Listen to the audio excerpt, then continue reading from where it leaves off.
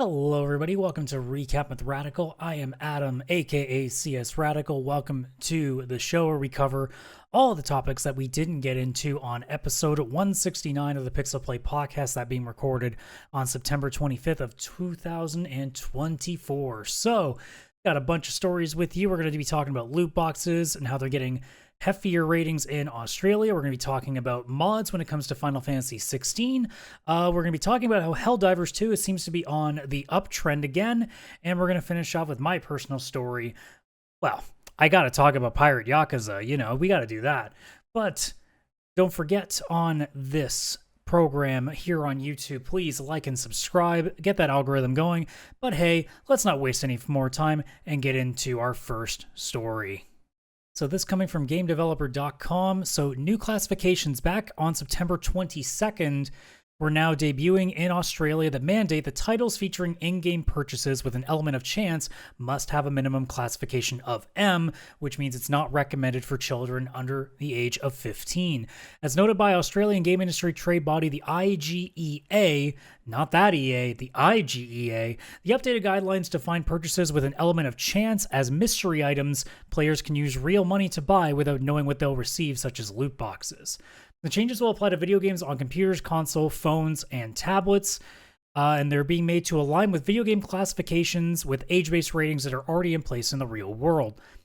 And also, a game would also warrant an M rating if those loot boxes or rewards were obtained using in-game currency, keys, and other objects that can be purchased using real-world cash. I am fully in support of this. I'm assuming my colleagues on the show would believe the same thing. Loot boxes need to be dealt with very strongly, very heavily, and very quickly. It has gotten out of hand for far too long. The fact that it has made it to this point is quite obviously, what's the word I'm looking for? I guess a failure of the industry, specifically with the ESRB here in North America. I mean, Europe has been making some progress. I know the Netherlands, obviously Australia now. Like, there's countries that have been starting to get the ball rolling. But here in North America, no one's doing it. And it's to the point now where something needs to be done fast, because we are seeing way too many cases. You still will see a story once in a blue moon about how someone spent $50,000 on a game and now they're just horribly in debt. They lost their home, like all this. You see all of these stories every once in a while, and every single time we don't ask, well, what should we do about this? And this is way different from casino gambling and sports betting, where it's something that's a tangible, real-world thing. These are in-games items, and I talked about this when we were talking about MLB The Show. I think it was last recap, where it's a lot of these purchases are for things that carry no actual monetary value. They're not worth anything. They are not worth anything.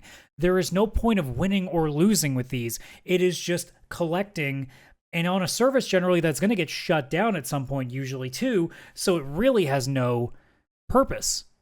And the fact that so much money is being made off of this, quite frankly, is just disgusting. And, I don't believe that there's really much of a moral high ground. Now, sure, that conversation could come into play. I'm always willing to hear on it. But I don't see how, even as a big anime connoisseur, I don't see how waifu hunting in gacha games is worth money. I don't understand why you would need to spend that money on that.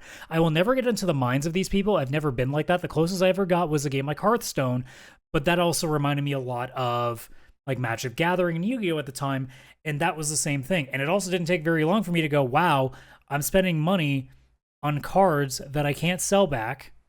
This is really stupid. And that's when I stopped playing games like Hearthstone, or at the very least putting any money into it. And generally speaking, with anything with sort of random mechanics like gotchas and stuff like that, I don't put any money into that, because I know that I'm 99% of the time not going to get what I want, and it's not going to be able to be anything that I can get money back on down the line. It'd be different. I have a box full of old Yu-Gi-Oh! Pokemon and Magic the Gathering cards. I could sell those for some amount of money. I can't sell, the cards that I had in Hearthstone. I can't sell the skins that I earned in Overwatch. I can't sell players that I earned in MLB The Show. I can't sell any of that. So unless there's a way to do that for real money, I cannot get behind these. I can't get behind spending money on them. I can't get behind them. I just can't. So when countries like Australia are taking steps to do this, I'm all for it, because we need to do whatever we can, especially when it comes to kids, because way too often is this happening with, young kids, usually anywhere between 10 and 14, where they don't really know any better. And they end up either spending what little money they have, or they end up spending their parents' credit cards worth of stuff. And it's getting to a point where something needs to be done. Now, of course, here in North America, we're not really going to care that much about it as a society, because we're okay with gambling. We're okay with violence. We're far more worried about making sure that kids don't see a pair of boobs. We're far enough okay, or not okay, with a kid seeing, a butt. But guns per se, I mean, granted, the GTA conversation will still come out once in a blue moon, but, people are not going to really have a problem with kids playing Call of Duty in the same way that they are uncomfortable with kids playing a game where there is mild nudity, So that's a whole other conversation. But when it comes to things like loot boxes and gambling, things like that needs to be limited away for, I don't even know if I don't even think real world gambling inside a game, like with a gacha, should even be allowed for people over or under the age of 18. You should have to be 18 or over. If you have to be that old to go to a casino, you should have to be that old in order to engage in any of these things. Now, the industry here would never allow it, because Madden, FIFA, NBA, like all of these EA sports games would make no money, because they wouldn't be getting all of these packs being sold. They would still make a decent amount, but like you think about like the amount of gamers that are probably right in that sweet spot of 16, 17 that are spending whatever income in their part-time jobs they have to try to get, like Messi, or, and I'm not a football guy, so I'm blanking on who. Patrick Mahomes. There we go. Like all these guys. And same goes for horny teenagers that are trying to buy like X waifu on whatever mobile gacha game you're looking at. Those are their prime candidates. Almost it's them, and also people that are of legal age that have way too much money to spend, and they just go into that direction. But I'm glad that they're making this. I want you guys to let me know in the comments below. What do you think? Do you think that this is the right move? Do you think that more needs to be done? Do you think that, this is way too late? Like, give me all your thoughts in the comments below on this one. So a more lighthearted story, which is nice to have once in a blue moon. Not nearly as crazy as Story Week, so we get some fun ones in here.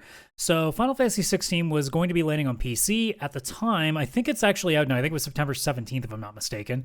But in lieu of that, IGN writer Molly Taylor was asking director Hiroshi Takai if there was any particularly goofy mods that he would be down to see in the game. But instead of that, producer Naoki Yoshida stepped in, seemingly in an attempt to make sure modders don't go crazy with, Clive and the rest of the party. He said, "If we said it'd be great if someone made XYZ, it might come across as a request, so we'll avoid mentioning any specifics here. The only thing I will say is that we definitely don't want to say anything offensive or inappropriate, so please don't make or install anything like that." And that's really all is like the part of the story that matters here. It's another one of these cases, and Nintendo has done this at one point. I think Blizzard did this too with Overwatch. The hilarious idea that if you try to will not, Rule 34ing things is just impossible. Now, Overwatch, I guess mod-wise, Overwatch is not really going to apply nearly as well here, and obviously a lot of Nintendo games won't either because they're not on PC. But whenever people say this, whenever people do stuff, it basically just says don't lewd X, they're going to lewd X. Every time this happens, I think that companies, I don't know if it's something that they're just doing for, business purposes, or it's a shareholder thing, or if they're just trying to save some sort of face, but like, they have to know, right? They have to know that by saying this, it means more is going to happen. And in fact, I would be shocked, I'm even going to go look right now to see if it's already been done, because it's now been about a week. And my gut would say there's a pretty good chance. And as I'm scrolling through, it might actually not be yet, which would be very surprising. I mean, I'm 2 pages in from the popular and it's not there, so I have a feeling that it has actually made it at least a full week. Yeah, it has not been touched yet. So you know what? Maybe it's working. I mean, somebody usually gets behind it pretty quick. But I mean, we've seen it with other Square games, like the Final Fantasy VII Remake when it was ported to PC. There's a lot of either skimpy clothing mods or straight up nude mods. And the fact that they're trying to say to people, please don't, even if you had said nothing, and even if you had said do it, there's nothing you can do. It's going to happen. It's going to be one of the more popular mods on Nexus mods. Once it gets up there and people start getting a hold of it, it happens every time. There's nothing wrong with it. In fact, I almost think like companies would be a lot more, they would do a lot better if they embraced it a little bit more. Now, I'm not saying, you know, they need to start like, you know, putting characters in much more skimpy outfits. I more just mean, just be like, just call it up. Be like, instead of, you know, when they were asking you goofy mods, like if Yoshi had said something, be like, the only thing that I will say is like, look, we know y'all we know y'all are gonna make these things, so have fun. But hey, at least do us a favor and try to avoid, you know, the more what's the word? Well, I guess underage, I guess is the word I'm looking for. We're just saying like, point it out, like you know it's gonna happen. Like make it tongue in cheek, you know. But instead they say, well, we don't want you to do that, so. That's why I'm honestly surprised there isn't one yet. Whether it's with Clive, whether it's with, I think it's Jill. What was no, I don't think it was Bernadette. But like it was the blonde busty chick from the, I didn't play very far into 16. I played enough to see her. There'll be a few. And I'm sure Shiva will get one because Shiva always gets one. There's gonna be a few of them. It's unavoidable. Square, or I guess in this case, Yoshida-san, it's gonna happen. There's nothing you can do. So you saying it just emboldened people to do it more, because now you just got people into the oh fucking do it mode, and you're kind of stuck with that. But hey, you guys let us know in the comments below. You know, is it the kind of thing that you would do with PC mods if you could? Is it the kind of stuff that you would install at all? How do you feel about these kind of mods? Like, let us know everything you think about that in the comments below. And most importantly, are you as surprised as I am that we are here? Like, I'm recording this on the 26th right now. Are you as surprised as I am that there isn't one yet on Nexus mods? I'm actually pretty shocked by that. But yeah, let me know in the comments below on that one. So Helldivers has been one hell of a roller coaster, going from what was like, I think it was like 300,000 concurrent players, and they were struggling for a while, obviously because of the region locking, people just kind of getting burnt out, people getting frustrated with all the nerfs and everything else. And it seems like finally we're starting to turn the page again. And also, you know, this can only go bigger once the new third race gets dropped in. But as for right now that Arrowhead is starting to buff weapons and stratagems, it's been something that players have been asking for a long time. But now that they've finally been starting to slowly roll all these buffs out, they've really upped their peak count. Now, I try to remember when these numbers were. So, I mean, this is obviously before the podcast would have aired on the 25th, so it was somewhere around this time.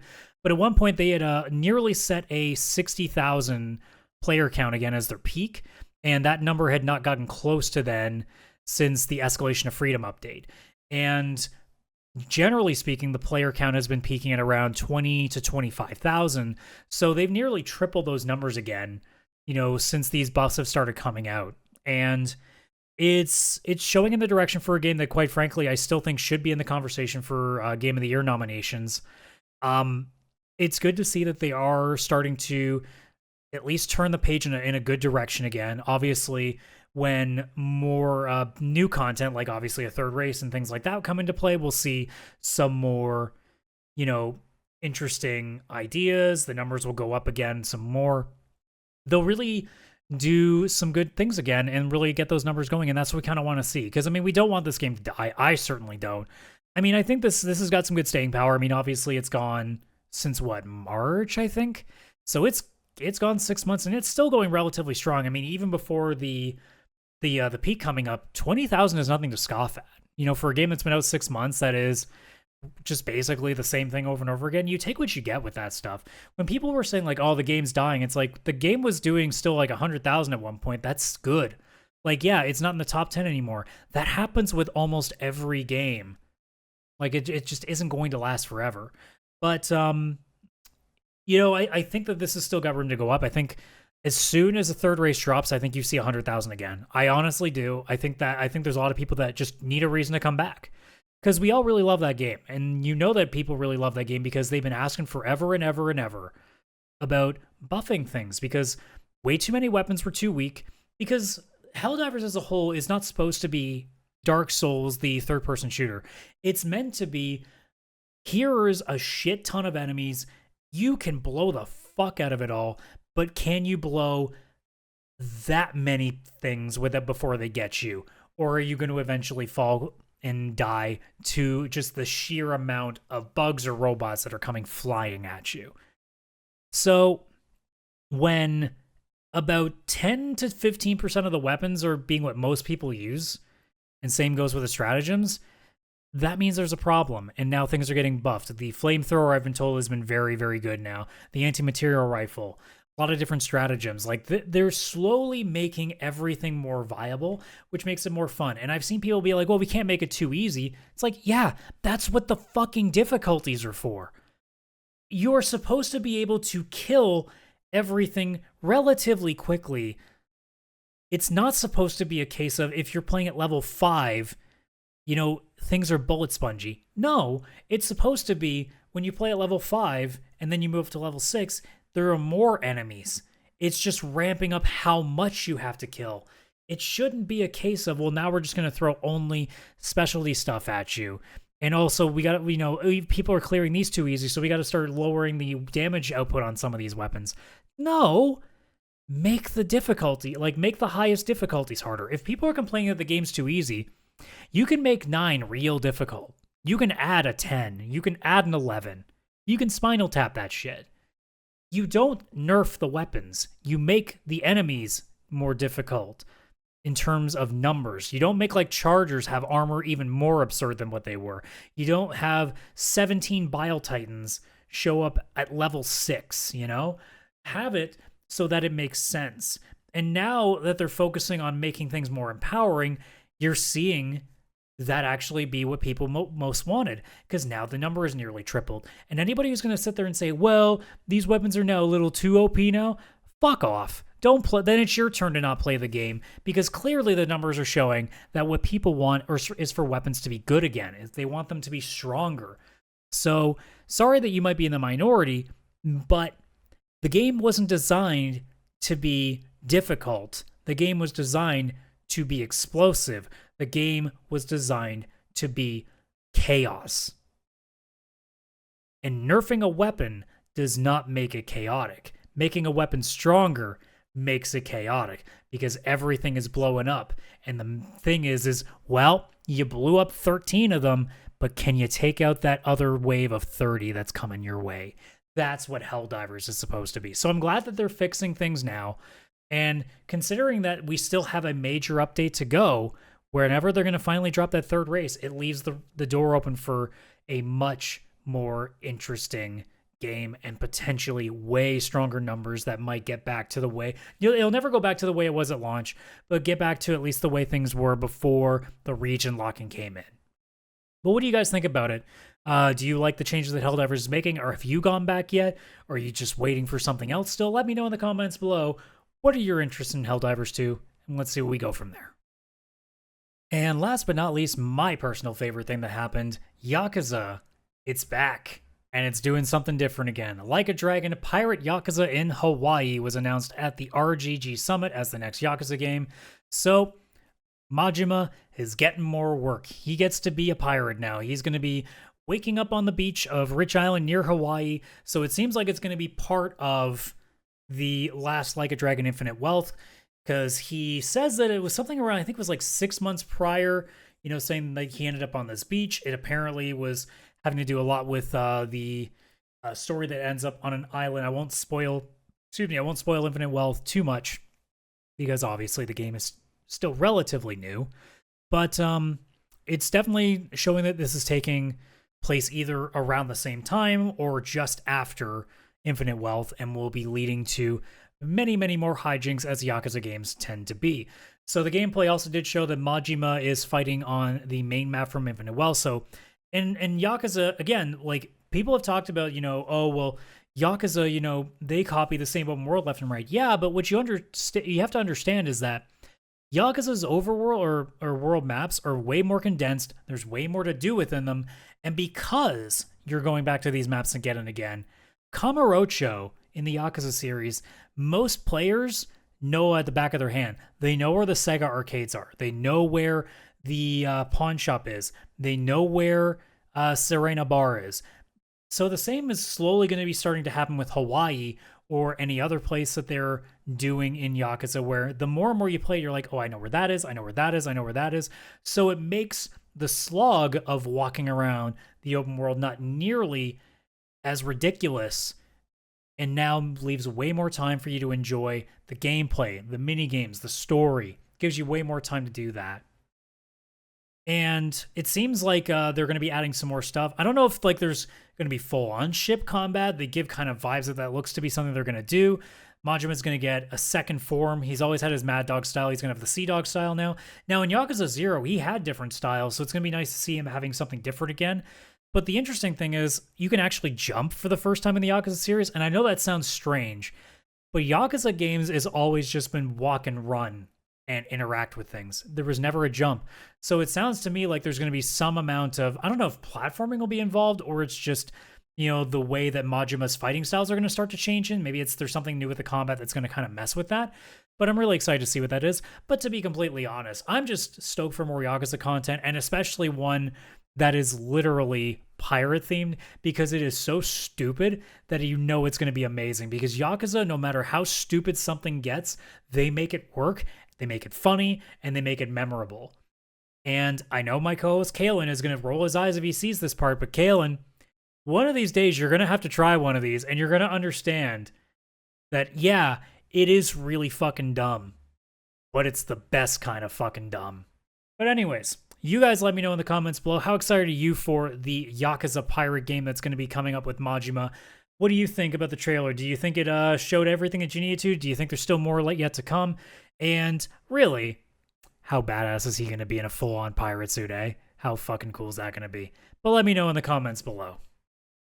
All right, folks, thank you so much for checking out this week's episode of Recap with Radical. Like I always say, if you're watching this on YouTube, like and subscribe. If you're listening to this on any audio platform where we post these, Stitcher, Apple Podcasts, Google Podcasts, Spotify, you can leave us a rating, do that. If you can leave a comment, do that. And if you can share it with all your friends, which is the most important part, please do that. Don't forget about our link tree, linktr.ee/pixelplay podcast, where you have link to our Discord, link to our socials, wherever you can get the show. But that's going to do it for this week's recap. Don't forget, every Wednesday is the main show, every Friday is the side quest, and of course, here on Monday, we put the recaps down, always at noon Eastern. So, take care, everybody. Enjoy the rest of your day wherever you are. Bye-bye for now.